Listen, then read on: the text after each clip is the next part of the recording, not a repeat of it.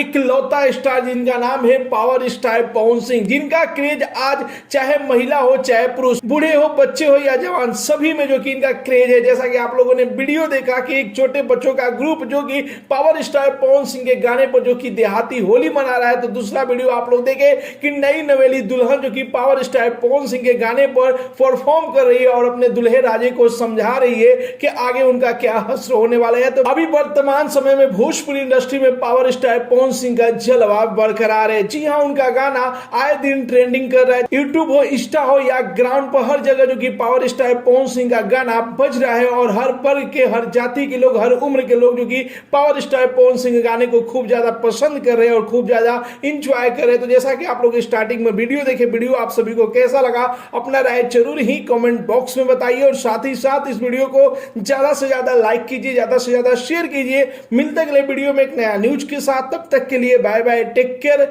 Jai Hind.